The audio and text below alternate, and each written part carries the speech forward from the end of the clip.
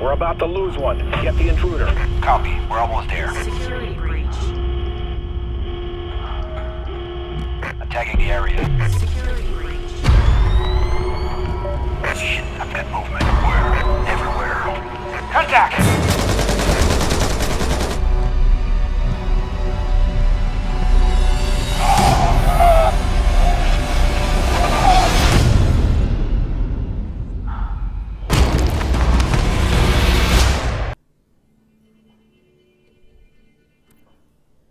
Hey, what's happening, everybody? Welcome back to some more Tom Clancy's Splinter Cell Blacklist Spies vs. Mercs multiplayer action, and we are... Well, I know, there was nothing last week, and I'll tell you why there was nothing last week. I probably could have done a video, but the thing was, I wasn't releasing anything last week. I just made the decision. I was falling behind on other content, and I know a lot of you guys really just come over here for the Splinter Cell. But there is much more that, I'm doing every other day of the week, or most of the days of the week here on the channel. And, long upload times can really set me back, especially when I'm trying to do 3 videos a day, a few days a week. So I just figured I would take a week off, try and get ahead with some of the, the uploading and the rendering and all that jazz. And I thought it really wouldn't be fair to the other guys that tune in for other stuff if I just released the SC. So I decided I'll just leave it. We'll leave it.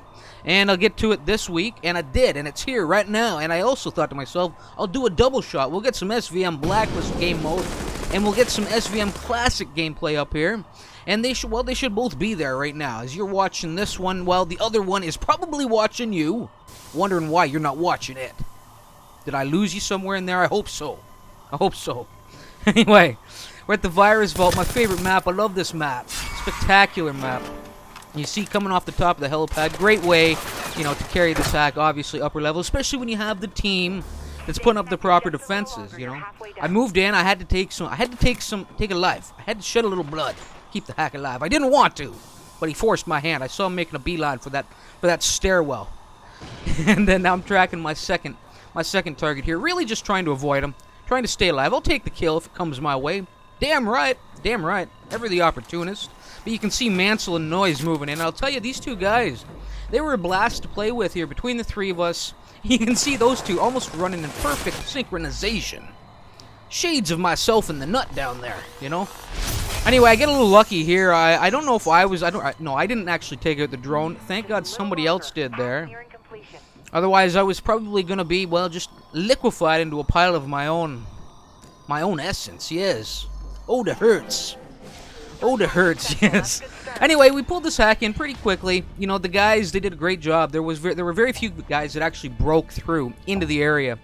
Very few mercs that made it in there. And the guys did a great job. Again, kept myself alive when I needed to.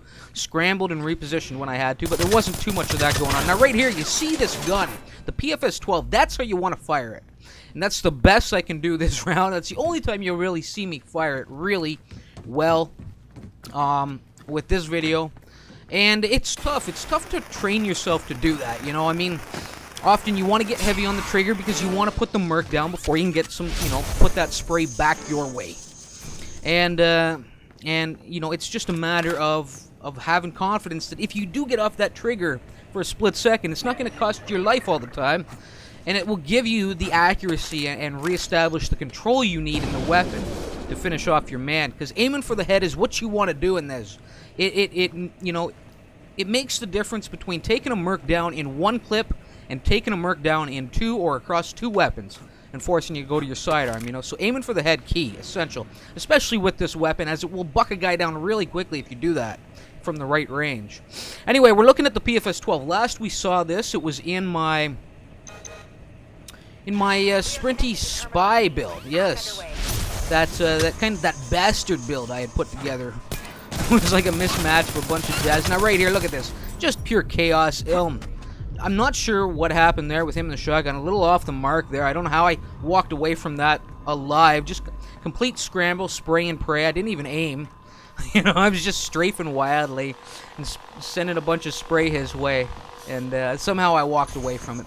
Now beautifully there, the drone didn't spot me, and it really gave me the opportunity to take advantage and go in for the slice and dice on the man. Clearly he felt confident following the drone in there without being alerted to my presence.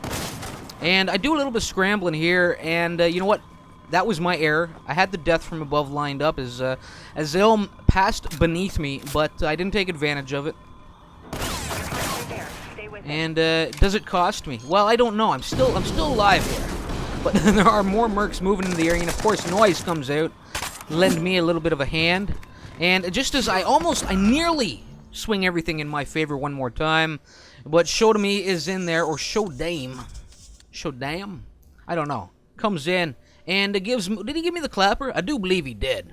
Certainly concussed me there before he finally finished me off. Anyway, let's take a quick look at the complete kit. Now, I did, alert you guys that this was coming. If you followed the end, all the way to the end of the last video, I did show some footage of the 3, I think it was the last video, some footage of the 3 spy builds I currently have set up. This one is what I'm calling the Overcharged tank. The PFS-12 is in there. Now, I'm not a huge fan of this weapon, but it is pretty effective, if you're used correctly, which I don't always do very well, and often I'm cursing it, But last we saw it was in that sprinty build, that mismatched build that I didn't quite feel pleased with. I've since kind of splintered off with the sprinter's boots and the spider gloves and built what I'm calling like my speedy snake build. And the thing is that I had this PFS-12 running loud in there with that, and I wanted something silenced, but I also wanted something armored because I felt like I was losing these battles against Mercs within, by nothing more than a few bars. So I decided the Overcharged tank is the way to go. Decked them out in desert camo. So it's the Elite Overcharged suit, 3 layers of armor, gloves, boots, and pants. And I have, you can see the thermal vision. That's really just in there to mix it up, That was a terrible play by me. I did hear the mine beep and wasn't quite sure where it was, but coming off of there, well, I was just asking to get sent to the next life, wasn't I? Yes, I was. So I've got the thermal vision in there again, like I think I mentioned it, just there to really mix things up. I've got another, my snake has the EMF vision, my ghost, has my ghillie suit has the sonar, which is probably my favorite vision in the game. And I find the thermal vision a little, blinding at times. Well, not blinding, I guess more constrictive. It doesn't really offer you that long range that I'm used to with the sonar, but I thought, just to mix it up. And I thought it would work well with the smoke, So I've got the smoke in there, RFD disruption, and of course the F40 and the PFS-12. Now let's take a look at this PFS-12, designed with power and with accuracy in mind, Because after running some tests, I thought it was a much more effective weapon, and this is unbelievable. Shodame, what are you doing, sir? Shodame. Came up right behind me, clearly didn't see me. That's how wily I am. And, well, he hesitated. Perhaps he was trying to get all cutesy, getting ready to give me, I don't know, a good skull. Oh, we'll leave it at that. A little teabagging from behind or something. I don't know what he was getting ready to do there. I'm sure it was filthy and dirty, yes. He saw all hurtsy in his sights, unawares, and was looking to take advantage of it. No, let's not think that way. Anyway, PFS-12, red dot sights in there, bolt blueprinting, and accurized barrel. All of that is going towards my accuracy rating. Beautiful little quick slice and dice there. And of course, the armor-piercing rounds, and the fact that I'm running without a silencer, well, it helps. Both of those help with my power. So power and accuracy, and again, like I said, going way back to that one kill between A and B, between the A and B sectors, you want to burst this. You have to get a good feel for it. I'm not sure exactly how many rounds I released before kind of trying to reel the gun in, but that's how you want to kind of do it, And if you're on the mark with your fire, well, you'll find some great success with this. But you have to watch out for those speedy sprinting Mercs, with those adrenaline junkies, as they can be tough to track at times, and the control on this weapon can get a little bit out of control if you go a little too heavy on the trigger. You can see now I'm all kind of glitched out after that one kill, that one quick slice and dice. I've got I had my knife in hand. I don't know if he's finally put it away, but he was running really weird there with it for a while. Anyway, so there we go. We see the overcharged tank. Not too bad. I had a pretty decent run at times. A few, botched plays by me, a few scrambles, and a few errors and missed opportunities. But for the most part, had a pretty good run here, and that was in large part due to, my team, Noise and Manso in particular, who've been here from the start. And right here, I think I'm getting the upper hand on Ilm.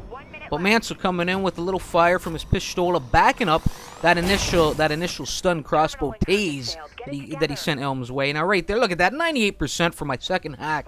And I'm shut down.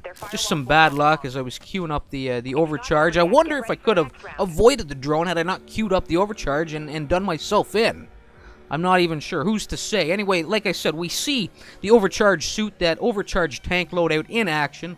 And we're going to be seeing some new action here as well with another new loadout.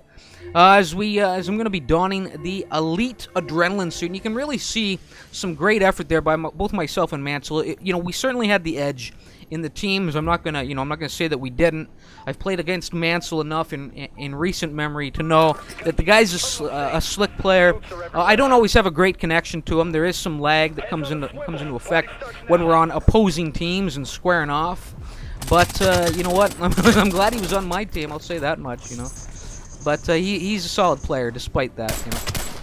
Anyway, a big charge heading for A here. I thought I was getting real smart here as I let the one man go, take out the first man with a little hip fire with this honey badger, which is how you want to use this weapon, and break off with the Makarov in hand to deal with the second man, give him a little pistol whipping. But look at this, bringing up the rear, really played it beautifully. He wasn't having a lot of success with the shotgun on the Merc side of things, but he has a couple of brilliant takedowns here, really playing, whereas where the rest of his team was really coming in on an all-out assault, a fast-paced assault in there to start right out of the gate. Elm was kind of bringing up the rear, working the stealth, the shadows, the ghillie suit, and it paid off for him as he caught me napping. He came up and picked my pocket first. Yes, he stole my blade from my hand, so I had no defense against the melee attack.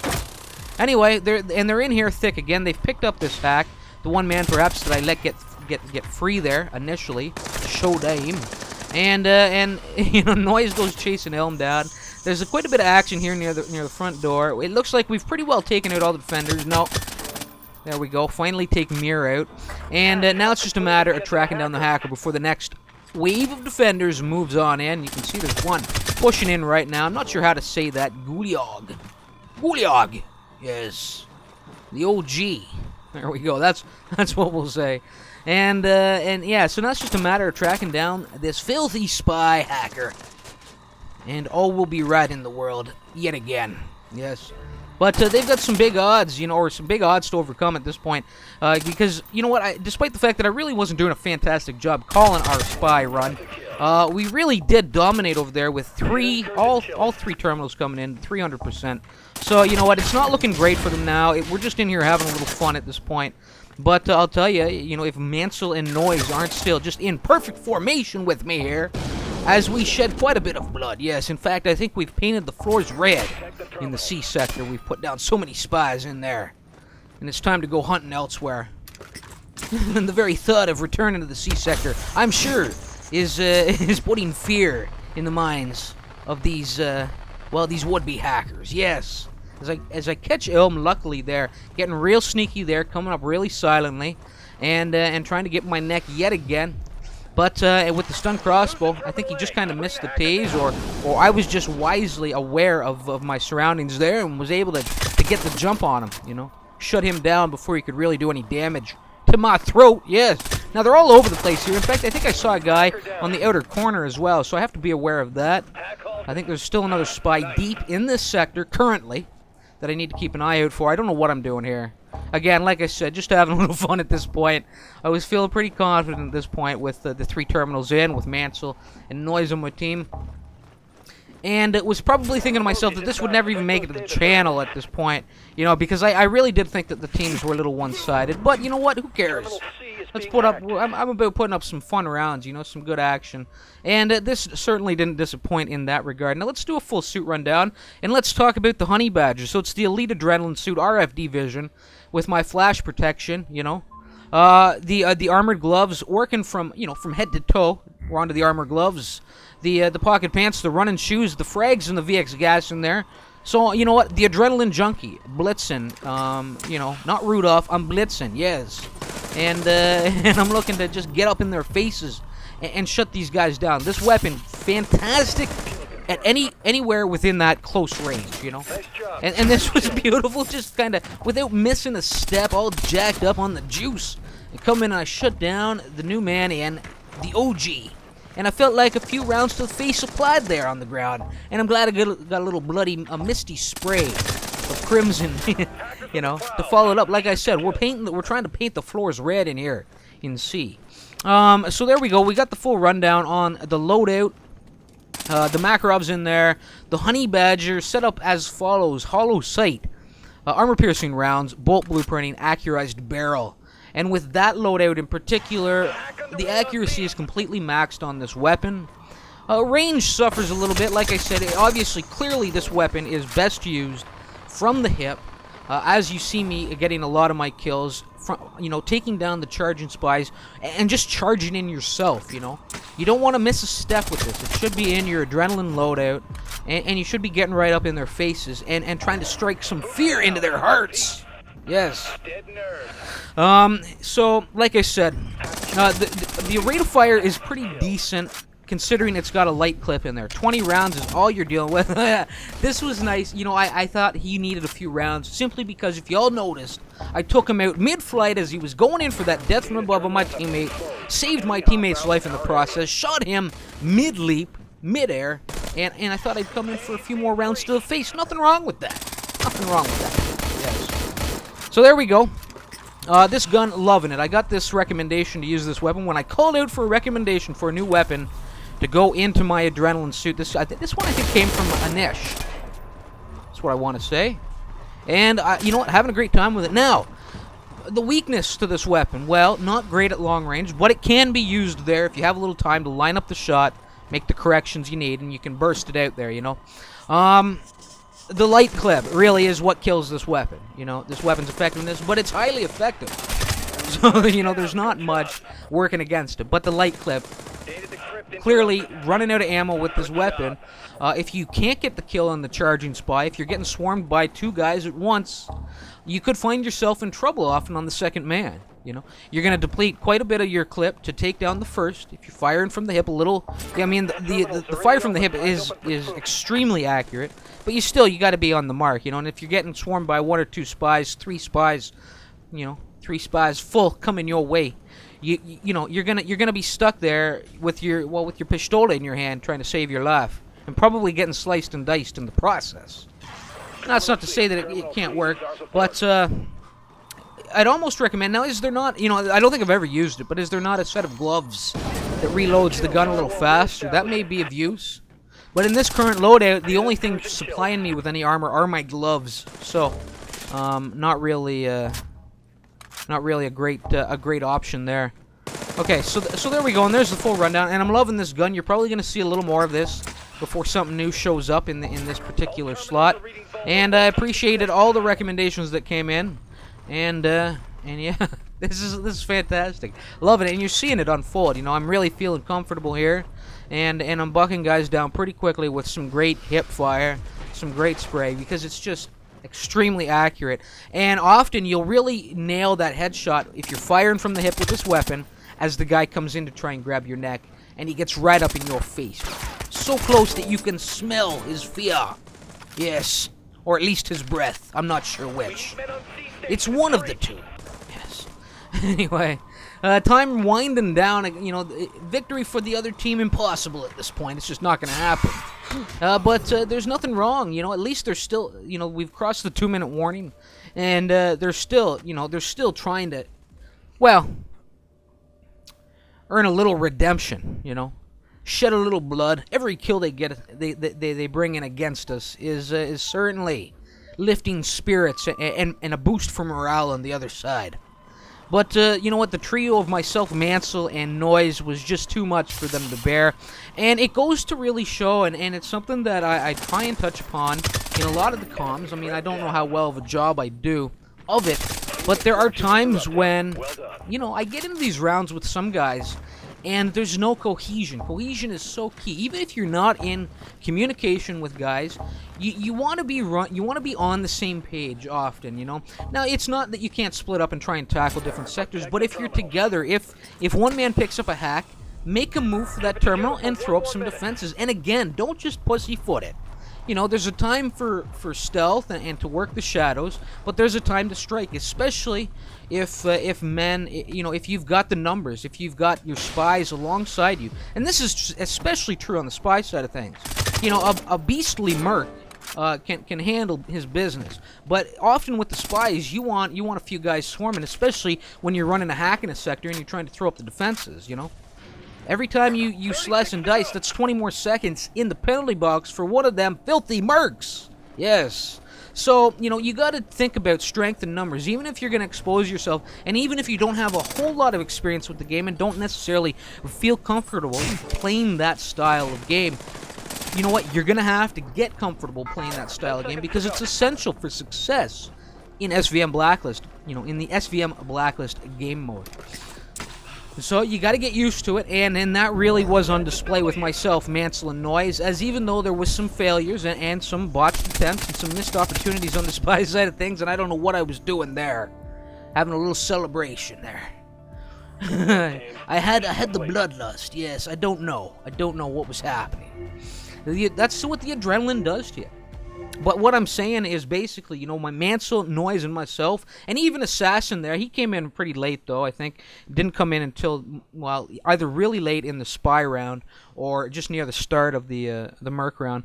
But, you know, we were just running as a solid trio. It's not to say that we were necessarily coordinated, but, you know what, there was always a guy in there trying to pick up the slack, you know. And even put his life on the line just to gain the advantage in the numbers. The numbers game is a pretty strong part of Blacklist, you know. So anyway, there we go. We see it. You know, we had the edge. There's no denying it. Myself and Mansell on the same team. That can be pretty tough, you know, unless we're going up against, you know, other guys of. Well, I hate to say it. But, you know, other guys that play as often as we do, maybe, is the best way to put it. One hack for me, 5 defense, 35 and 6, pretty good numbers considering. And then Mansell, you know, big performer as well, 1, 2, 29 and 7. Noise, 16 and 14, making quite a bit of noise out there, bringing in a few kills. And then Assassin, who I did make mention, did come in late, 7 and 6 for him. So a decent showing. Down on the bottom level, a show dame 9999 Oh, we'll leave that alone. Because in every encounter, there has to be a winner and a loser. Well, not all the time, but most of the time. Every now and then there is a draw, and in this instance, well, it was just, you know what, you got to chalk it up to, well, a little bit of experience, because I've spent a lot of time with this game. Mansell, I would imagine, has as well. And again, you know, he's one of those guys that I've seen just pull off some spectacular kills as the spy. He thinks quick. He'll use the environment really well, running up walls, going for the quick run rather than trying to close in for the neck. I've seen that guy make quick runs up walls to go in for the death from above, which is always the sign of an experienced spy, you know, when it's intentional like that, you know, in this kind of fast-paced environment where there are other good players he's going up against. So I know he's got the experience, but ultimately it came down to just some good cohesion, some just on-the-fly cohesion by the three of us, you know, when we were tackling those sectors. And we'll leave the lower team alone as far as numbers go, but I do salute them for a good effort nonetheless. Anyway, people, as always, thanks for stopping by, tuning in, and checking this out. Appreciate it when you come over and watch my content. I hope you enjoyed this. I hope you'll thumb it. I hope you'll be back for more. Don't remember, it's a double shot day. There'll be some classic out there as well. If that's your thing, go check it out. Until next time, remember why it hurts. Later.